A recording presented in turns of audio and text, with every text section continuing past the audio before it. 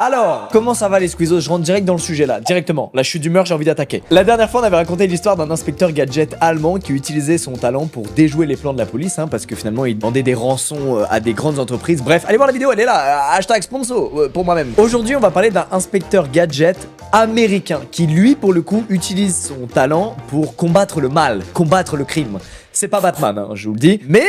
c'est plutôt Robocop. Pourquoi? Parce que ce gars, quand il était enfant, il a vécu un tragique accident qui l'a rendu très spécial. Et cette différence, il en a fait une force. Mais vraiment plus qu'une force même. Vous allez voir, l'histoire est assez ouf. Le culot du gars est légendaire. Et surtout, il y a plein de mystères qui l'entourent. Je pense que ça va vous plaire. L'homme dont on va parler aujourd'hui, il s'appelle Julian Armas. Il est américain. Il est né le 12 août 1939 à El Paso. Alors, niveau enfance, rien à signaler. J'ai envie de vous dire, à chaque fois, ils ont des enfances de fou. Les gens vont raconter des histoires. Lui, rien à signaler. Enfance plutôt normale. Bon, ses parents roulent pas sur l'or, mais ils peuvent quand même subvenir à ses besoins. Et Julien, c'est un garçon qui aime le sport, qui aime étudier, et surtout c'est un garçon très sage, il fait pas de vagues. Vraiment, pour ses parents, c'est le petit garçon modèle. Et d'ailleurs, comme tout petit garçon modèle, vers ses 9 ans, il se passionne pas pour les cartes Pokémon ou les jeux vidéo. Bon, ça existe pas à l'époque en vrai. Mais il se passionne pour la médecine, comme tout bon petit garçon modèle. Alors ça sort pas de nulle part, il a un ami de la famille qui est un peu son mentor et qui se trouve être un chirurgien. Il lui offre régulièrement des bouquins de médecine, il lui explique comment se déroulent certaines opérations et il lui dit que s'il travaille dur, lui aussi plus tard il pourra devenir chirurgien.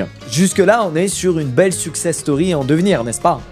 Mais vers ses 11 ans, Julien fait une énorme connerie et tout bascule. À l'époque, il a un passe-temps pas dingue, c'est traîner sur des chemins de fer avec ses potes. Croyez-moi, sur Call of Duty, on n'était pas si mal, on craignait rien. Vraiment, ça les amuse de courir le long des rails, mais ils font pas que de courir le long des rails, genre dès qu'ils voient un train passer, ils se mettent à courir après le plus vite possible pour essayer de le rattraper. Bon, on peut aisément dire que c'est complètement con, on est d'accord. Bref, le problème c'est qu'un jour, un des potes de Julien va faire une étrange découverte. Il va découvrir une caisse cachée près de la voie, sur laquelle est marqué en énorme « Danger explosif ». Cette caisse, c'est rien d'autre qu'une caisse remplie de détonateurs ferroviaires. En gros, c'est des dispositifs qui permettent aux ouvriers d'avertir les conducteurs de train si jamais il y a un danger plus loin. Alors, pour les trains, c'est un truc qui est tout à fait safe, évidemment, il n'y a aucun accident créé à cause de cette manière-là de prévenir les conducteurs. Par contre, ce qui n'est pas prévu, c'est que deux enfants tombent sur la caisse, la prennent et la ramènent chez eux. En arrivant chez Julien, ils foncent dans son garage, ils déballent tout ça en essayant d'être le plus discret possible pour pas avertir leurs parents. Ils sont comme des fous évidemment, ils se disent qu'ils ont découvert un petit trésor, ils se tapent des barres. Bref, c'est des enfants qui vivent une aventure quoi. Sauf que là, son pote a la meilleure idée du siècle, il le défie. Il lui dit, écoute-moi bien Julien, t'as pas les couilles de frapper les deux détonateurs entre eux. Il faut changer de pote là je pense. C'est le pire challenge, on est d'accord, sauf qu'évidemment à cet âge, Julien, il veut prouver qu'il a des couilles. Donc il réfléchit pas trop aux conséquences et il frappe les deux détonateurs entre eux. Ce qui doit se passer arrive, ça explose dans ses mains.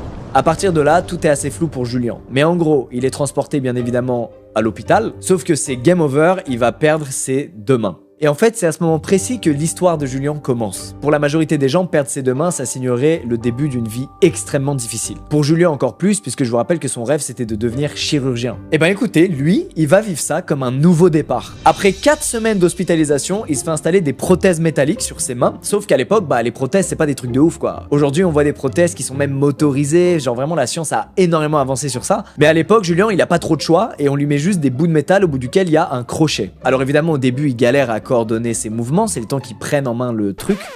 Mal choisi l'expression. Mais plus le temps passe et plus il devient habile. Et surtout, vous vous souvenez, son mentor, l'ami chirurgien là de sa famille, il va continuer de l'encourager. Il va même le faire plus que jamais. Il va lui dire cette phrase qui va changer la vie de Julien. Il va lui dire que c'est cool d'avoir des crochets et que ça le rend vraiment unique. Alors écoutez, non seulement c'est adorable de le rassurer comme ça, mais en plus ça va super bien marcher. Parce que Julien, qui lit plein de BD et qui mate tout le temps des films de science-fiction, il a désormais l'impression lui aussi d'être très spécial. Et très vite il se voit comme un petit garçon bionique qui va pouvoir se la péter dans la cour de récré. Déjà ses prothèses, ça lui permet d'appliquer 3 fois plus de force qu'une main normale. Et en plus ça lui permet de taper tout et n'importe quoi sans se faire mal. Donc Julien il retourne à l'école avec la tête haute et il s'amuse même à développer d'autres super pouvoirs avec ses crochets. Par exemple quand il va au ciné avec ses potes, il met ses crochets dans une machine à popcorn pour qu'ils deviennent brûlant et ensuite il poursuit ses camarades en menaçant de les brûler.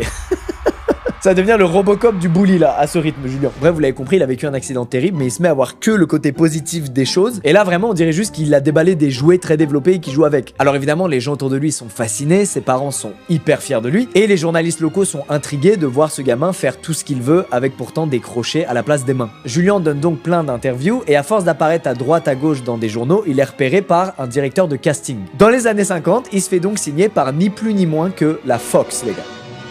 C'est pas rien, et ça lui permet dès ses 15 ans de jouer dans des petits films. D'ailleurs, je suis désolé, c'est des rôles pas du tout mémorables dont je n'ai pas réussi à trouver de traces aujourd'hui. En revanche, ces rôles lui permettront de découvrir une chose, il déteste le monde du ciné. Il peut pas blairer ça. Alors c'est pas le ciné qu'il aime pas, c'est le monde du cinéma, genre il trouve l'ambiance horrible, il est entouré d'acteurs qui boivent, qui se droguent. Parce que oui, messieurs, dames, en plus d'être un adolescent parfait qui rêve d'être médecin, Julien ne boit pas, ne fume pas et il déteste ses addictions. Vraiment, il boit même pas de café. Le mec est un moine absolu. Bref, Julien a maintenant 19 ans et il se met à suivre un cursus de criminologie. Alors au début, il se voit bien bosser dans le monde de la justice en tant que juge, avocat ou un truc de ce genre. Et puis finalement, il se rend compte que il a envie d'un peu plus d'action. Il rêve d'aller sur le terrain pour choper lui-même les méchants par le callback. Alors ça y est, c'est décidé, il deviendra détective privé. Il obtient une licence dans son état du Texas et il change son nom pour quelque chose de plus bankable. Écoutez bien, Squeezie à côté, c'est un pseudo de merde. Julien Armas devient officiellement J.G. Arms. Pourquoi? Parce que le J ressemble à des crochets. Il a 2 crochets, il a donc mis 2 J. Et Arms au lieu de Armas, son nom de famille, pour ressembler un peu plus à bras en anglais. Si vous voulez mon avis, Julien aurait clairement dû se tourner vers le marketing. Bon, clairement, il veut capitaliser à fond sur son apparence atypique. Et il y va pas à moitié, hein. Vous commencez à le cerner, le Julien. Enfin, maintenant, c'est Jay. Il est toujours sérieux dans ce qu'il entreprend et, selon lui, pour devenir un bon détective, eh ben évidemment, il faut s'entraîner à fond. Alors déjà, il va apprendre à tirer en modifiant les armes pour qu'il puisse tirer avec ses crochets. À côté de ça, il continue évidemment de manière intense le sport et particulièrement le karaté. Je veux pas l'affronter. Alors ok, tout ça c'est très beau et on a envie d'y croire, mais là on parle d'un détective qui veut de l'action. Alors est-ce que le fait de ne pas avoir de main à la fin peut poser un problème? Eh ben pas tant que ça. En fait, les super pouvoirs qui s'étaient créés quand il était petit lui sont toujours utiles aujourd'hui en tant que détective. Avec ses crochets, il peut par exemple péter des vitres sans se faire mal, récupérer des trucs dans des flammes sans aucun souci, ou même atteindre des choses inatteignables normalement. Par exemple, il s'entraîne à choper des trousseaux de clés à travers des boîtes aux lettres de porte. À la main, c'est impossible, mais avec son crochet, il y arrive. Bref, Jay y croit fort et en 1958, il lance enfin sa propre agence, The Investigators.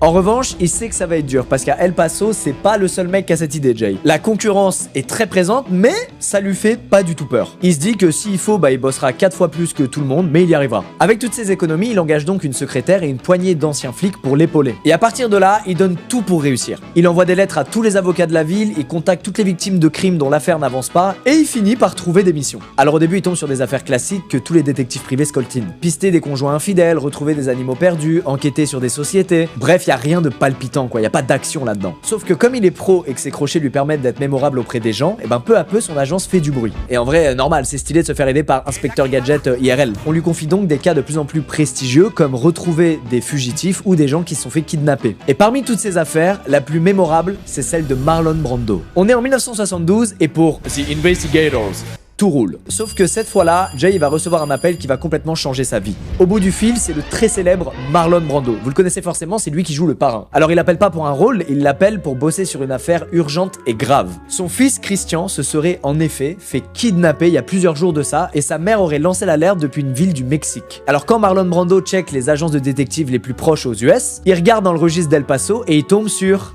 The Investigators. Évidemment, Jay accepte immédiatement l'affaire et il passe en mode enquête. Déjà, il sait que ça se passe très mal entre Marlon Brando et son ex-femme puisque tous les journaux en parlent, il y a du drama. Et donc, il fait un lien pas si bête. Anna, la maman de Christian, a récemment perdu la garde de son fils après une longue bataille devant les tribunaux américains. Du coup, Jay la place tout en haut de la liste des suspects. Il a fait donc suivre par des détectives qui enquêtent tout autour de son domicile et qui découvrent qu'elle fréquente depuis quelque temps une mystérieuse organisation. Une certaine World Travel Academy qui bosse de l'autre côté de la frontière, au Mexique. Et c'est pile dans la région depuis laquelle la maman a sonné l'alerte enlèvement. Il découvre ensuite qu'une des voisines a repéré un mystérieux van rouge qui faisait des allers-retours dans le quartier récemment. Et par chance, dans le doute, elle a noté la plaque du van rouge par peur que ce soit des cambrioleurs qui venaient en repérage. Et grâce à la plaque, Jay découvre que très peu de temps avant l'alerte de l'enlèvement, le van rouge est passé par la frontière. Ça veut donc dire que le temps presse et qu'il faut maintenant aller au Mexique. Le problème, c'est que là-bas, la zone est très difficile d'accès. C'est en pleine campagne, le terrain est vallonné, bref, c'est une galère sans nom. Jay décide donc de dégainer les grands moyens. Un hélicoptère. Oui, il sort un Hugh 500, rien que ça. On dirait que je connais les hélicos, c'est faux, je m'invente une vie. Alors, ceci dit, il est pas complètement fêlé, il s'entoure quand même en renfort de 5 policiers mexicains qui refusent de monter dans l'hélico une fois qu'ils découvrent qu'ils comptent le piloter avec des crochets. Tout le monde a peur qu'il se plante, personne lui fait confiance. Ce sera seul que Jay fera des rondes en hélico. Pendant des jours entiers, Jay va donc écumer les airs, seul dans son hélico, à la recherche du moindre indice. Et au bout de 4 jours, Jay aperçoit enfin le van rouge depuis les airs. Et quand il sort ses jumelles pour voir ça de plus près, il voit que c'est la bonne plaque d'immatriculation, c'est le bon numéro. Jay réfléchit à un plan et les flics qui l'accompagnent en voiture le rejoignent non loin du lieu où ils ont aperçu le van. Le plan de Jay, c'est qu'ils interviennent tous ensemble une fois la nuit tombée, qu'ils prennent le van rouge par surprise, ce qui leur permettra de beaucoup plus facilement maîtriser tout le monde et d'éviter une fusillade. Ce à quoi les flics répondent ok, nous on a un autre plan, c'est t'y vas en premier, en reconnaissance, et ensuite nous on avise. Allez, va! Et ben devinez quoi, Jay ça lui fait pas peur. Même s'il doit y aller seul et qu'il peut compter que sur lui-même et ses crochets, il s'en bat les couilles. Il attend que la nuit tombe et il s'infiltre à pied en direction du camp dans lequel il a aperçu le van rouge. En arrivant là-bas, il aperçoit plusieurs types au loin, mais il est incapable de dire s'ils sont armés ou pas. Et puis au fond du camp, il voit l'ombre d'un petit garçon à travers une tente. Pas de doute pour lui, c'est Christian. Alors Jay met un plan extrêmement minutieux en place. Il prend des notes détaillées de l'emplacement de chaque gars qu'il aperçoit. Il définit ensuite l'emplacement idéal de chaque flic pour prendre tout le monde par surprise. Il réfléchit à dans quelle direction fuir avec le gamin pour qu'il s'en sorte indemne et rien de tout ça. Voilà. Jay prend juste ses énormes couilles, son gun et il court en plein milieu du camp. Et écoutez, la scène est tellement lunaire, genre ils s'y attendent tellement pas les mecs en face dans le camp que ça marche. Alors déjà parce que Jay, oui, est certes très impressionnant, mais surtout parce que le gang de kidnappeurs s'avère être en fait un groupe de hippies complètement défoncés. Voilà. Ils sont à moitié à poil, les mecs ils sont en plein trip, donc ils comprennent absolument pas ce qui se passe. Ils voient Robocop sortir d'un buisson et leur gueuler dessus, ils se rendent direct. Voilà, ils font aucune histoire. Tout le monde se met sagement au sol, les mains dans le dos, et les flics finissent par rejoindre Jay et par menotter tout le monde. Jay lui il fonce dans la tente où il y avait l'ombre du gamin, et en effet c'est bel et bien Christian qui est visiblement très malade, mais qui a priori subi aucune violence. Bref, les hippies se font arrêter et Jay file en direction des US avec Christian à bord. Il est sauvé. À la suite de cette affaire, Jay confirme donc que c'est bel et bien la mère de Christian qui a organisé le kidnapping, du moins en partie. En fait, à la base, elle avait demandé à un groupe d'amis à elle un peu paumés, donc ces fameux hippies, de cacher Christian quelque temps contre 10 000 $, sauf que elle leur a jamais filé les 10 000 $. Donc le groupe d'amis un peu paumés ont décidé de garder Christian un peu plus longtemps que prévu, quoi, le temps que les 10 000 $ arrivent. C'est donc là que c'est parti en couille, mais c'était sans compter sur The Investigators. Bref, la nouvelle de la libération de Christian fait le tour du monde, puisque c'est le fils de l'un des top acteurs d'Hollywood du moment. Et Jay, bien entendu, fait évidemment la une de tous les journaux. Et c'est normal, il vient de faire un sauvetage héroïque, sans bavure, comme un crack, c'est magnifique. Et vous imaginez bien que quand les journalistes découvrent en plus de ça que le type n'a pas de bras et de mains, ah bah c'est légendaire évidemment, et donc tout le monde se l'arrache. Tout va aller méga vite pour Jay. Déjà, il va se retrouver à la télé tous les jours. Vraiment, il va faire tous les plus gros talk shows des US qui sont fascinés par son histoire, mais il va aussi se retrouver dans des productions comme Hawaii 5-0, une série culte de l'époque. Et oui, les producteurs sentent qu'il y a un coup à jouer, vu le personnage, et il lui propose donc d'incarner, roulement de tambour, Hookman. L'homme au crochet, il y a aucune subtilité vraiment. Mais écoutez, ça va pas s'arrêter là. Le coup du héros gentil qui traque tout le monde avec ses super pouvoirs, ça attire aussi les fabricants de jouets pour enfants. Et c'est parti pour la figurine de Jay. Je la veux. Si quelqu'un l'a, pensez à moi. Et évidemment, on peut remplacer ses bras par d'autres armes. Classique. En tout cas, la figurine a l'air de bien plaire à Jay vu son énorme smile. Alors niveau travail, ça dit quoi? Eh ben Jay continue les missions dignes d'un James Bond. Il se retrouve par exemple à sortir un riche client américain d'une prison mexicaine par hélico, ce qui aurait apparemment directement inspiré le film L'Évadé. Il s'infiltre également à Cuba où il aurait pour mission de récupérer 2 millions de $ de rançon payés à des criminels. On le met aussi sur une affaire de vol de bijoux précieux appartenant à une famille royale. En gros, c'est simple, à chaque fois qu'un client VIP a une mission VIP, bah elle est pour Jay. Et même s'il préfère conserver l'anonymat de ses clients, il a quand même fait un petit peu de name dropping. Il flex un peu le Jay puisqu'il a dit qu'il a fait des missions pour Elvis Presley et Frank Sinatra. Rien que ça. Et forcément, en faisant des missions pour des célébrités pareilles, ça lui permet de rencontrer encore plus de beau monde. Et puis voilà, c'est un cercle vertueux. Ouais, ça c'est lui avec Chuck Norris par exemple. Les affaires se portent tellement bien qu'il y a des missions qui affluent du monde entier. Voilà, c'est plus que aux US qu'on veut faire appel à Jay. Il y a des demandes d'Angleterre, d'Arabie Saoudite, du Costa Rica, du Mexique et même de la Chine. C'est fou. Et pour ajouter encore plus un côté James Bond, quand il fait des missions à l'étranger, Jay il est obligé de se créer une fausse identité parce que si le métier de détective privé est reconnu aux États-Unis, il est absolument pas dans plein de pays du monde. La grande spéciale de Jay, c'est donc de se déguiser en prêtre et de remplir sa valise de Bible. Voilà, selon lui, ça lui a permis de bosser dans pas mal de pays sans trop attirer l'attention, à condition évidemment qu'il cache les crochets quoi. Et devinez quoi, maintenant qu'il a plein de thunes le Jay, il en profite pour se modder comme jamais. Vraiment sa vie c'est cyberpunk. Déjà il s'achète des fausses mains hyper réalistes qui lui permettent de cacher ses crochets quand il a besoin de se faire discret. Et il a raison, faudrait pas non plus trop attirer l'attention, lui qui est littéralement dans tous les journaux. Mais son modding va plus loin que ça, les gars. Dans sa prothèse droite, il fait installer par une prestigieuse clinique new-yorkaise un calibre 22 activable avec une flexion du muscle droit, histoire d'être armé en toutes circonstances. 50 000 $, hein, le gadget. Et évidemment, Jay a aussi une voiture bien spéciale comme tout bon agent secret. Alors il a pas une Aston Martin comme James Bond, lui il opte pour une limousine Cadillac, entièrement noire et surtout très blindée pour pouvoir résister à des explosifs. Mais c'est pas tout, il y a aussi des téléphones à bord, des télés, sachant qu'on est dans les années 70, donc c'est vraiment incroyable. Pour le côté James Bond, t'as aussi les plaques d'immatriculation qui se changent en appuyant sur un bouton. Il peut aussi déployer un écran de fumée en appuyant sur un autre bouton. Et des caméras tournent en continu pour pouvoir enregistrer d'éventuels crimes. Bon, Jay est équipé comme jamais. Qu'est-ce qui pourrait lui manquer? Un zoo? Bah oui! Le voilà avec son guépard domestique ou encore son tigre sibérien. Mais c'est pas tout. Il a aussi un lion, un tigre blanc, des singes, un tapir, des panthères noires, des chevaux tibétains, un blaireau, une horde de chiens. Bref, c'est l'Arche de Noé son bordel. Et selon vous, qui se régale le plus de ce zoo privé? Son fils, humblement nommé Jay 3. C'est le nom d'un cyborg, quoi. Et que rêve de faire Jay 3 plus tard? Évidemment, comme son père. Alors c'est parti, dès ses 5 ans, il part en mission avec Jay. Alors pas des trucs vénères, évidemment, des trucs simples comme du repérage. Mais à 13 ans, fini de rigoler, Jay 3 a officiellement sa première mission. Il doit infiltrer une école privée à l'aide d'un faux uniforme pour confirmer si oui ou non le fils d'un riche oligarque sèche les cours. Oui, certains parents sont visiblement à ce point déterminés à savoir si tu sèches tes cours d'SVT ou pas. Bon, quoi qu'il en soit, la mission est un véritable succès puisque le fils de l'oligarque est pris en flagrant délit d'absentéisme. Et à partir de là, bah Jay 3 il accompagne son père partout. Bon, Jay a la belle vie, mais putain, quand est-ce qu'il bosse sur une autre affaire digne de son nom là? C'est bon, c'est bien beau de faire des photos avec Chuck Norris, mais c'est quoi là l'émission d'après? Et ben pour ça, il va falloir attendre jusqu'en 1991. Cette année-là, un homme contacte l'agence après la mystérieuse disparition de sa fille. Il est persuadé que son ex-petite amie lui aurait fait du mal, mais la police traîne sur l'enquête. Et Jay, qui comprend tout à fait la peur d'un parent pour son enfant, accepte sans hésiter. Et il en profite pour faire une promesse à ce père. Il lui dit: écoute bien, je ferai tout pour retrouver Linda, ta fille, ou à minima son corps si quelque chose lui est arrivé.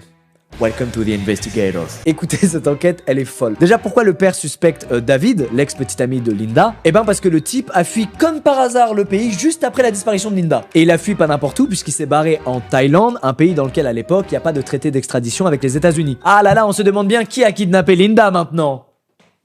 Hop, il prend Jay 3 sous son bras et il s'envole directement en Thaïlande. Sur place, faut qu'ils arrivent à localiser David. Le problème, c'est qu'apparemment, c'est un type très précautionneux. Il sait qu'il est recherché, donc il prend le moins de risques possible. Il laisse jamais son vrai nom dans les hôtels où il passe, quitte à soudoyer les patrons avec de l'argent, et il fait de son mieux pour n'apparaître dans aucun registre. En plus de ça, il habite désormais chez sa nouvelle copine thaï, qui l'héberge gratuitement, donc son nom n'apparaît nulle part. Ou presque. Ce qu'il sait pas, le bon David, c'est que The Investigators, là, ils sont à ses trousses. Et qu'à peine arrivés, ils réussissent à localiser vers Chiang Mai, une ville au nord de la Thaïlande, grâce au registre d'immigration. Et là-bas, c'est bingo, après avoir graissé quelques pattes, ils retrouvent la seule piste sur laquelle David apparaît sous son vrai nom, un compte bancaire local où il détient qu'une centaine de dollars. Ça prouve donc qu'il vit encore ici, sauf que les banquiers l'ont pas vu depuis plusieurs semaines et ils savent pas non plus où il vit. Alors ils y vont au culot et ils font le tour des marchés. Et par chance, ils finissent par croiser une femme qui l'a apparemment aperçue. Et d'après elle, ils cherchaient un vétérinaire pour faire soigner son chien. Alors ils rendent visite à plein de cliniques vétérinaires, ils leur filent quelques billets et ils finissent par obtenir une adresse, celle de sa copine. Ils foncent la voir et là attention, un plan digne d'Among Us. Jay et son fils se font passer pour des potes de David qui sont venus lui faire une visite surprise en Thaïlande et qui ont besoin d'elle pour garder le secret. Et écoutez, en bonne copine, bah elle rentre dans la combine et elle les invite directement chez elle. 1 heure plus tard, le frérot passe la porte et surprise!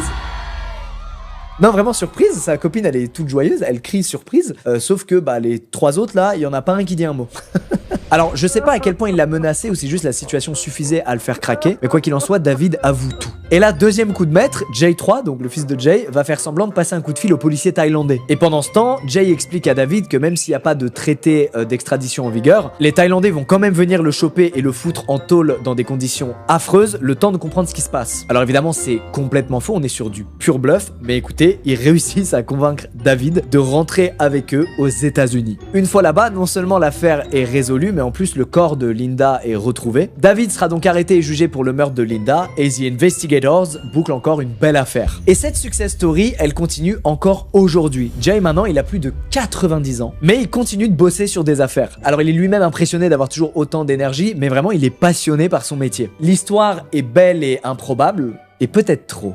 Et oui, vous voyez très bien où je veux en venir. Et j'aime bien, ça pimente un peu tout. En fait, certains journalistes se sont demandé s'il y avait pas un peu de pipeau là-dedans quand même là. En gros, Jay saurait apparemment aussi bien pimper sa vie que son corps ou ses voitures. Et c'est vrai qu'il y a quelques trucs qui l'enjolivent un peu. Par exemple, il adore dire qu'il a jamais échoué sur une affaire. Sauf que son ancien garde du corps, lui, il dit bah en fait, quand il résout pas une affaire, pour lui, bah c'est une affaire toujours en cours. Donc forcément, ça lui fait un taux de réussite de 100%. Il a soit des affaires réussies, soit des affaires toujours en cours. Mais il déclare jamais une affaire non résolue. Ensuite, Jay, il adore répéter qu'il a survécu à 14 tentatives d'assassinat de cartel à El Paso, parce qu'il le déteste. Sauf qu'il a vraiment passé beaucoup de temps à frimer dans les rues avec sa limousine, et que donc si un cartel voulait vraiment le buter, ils auraient largement pu. Alors vous me direz, ok, mais frérot, sa limousine, elle est blindée.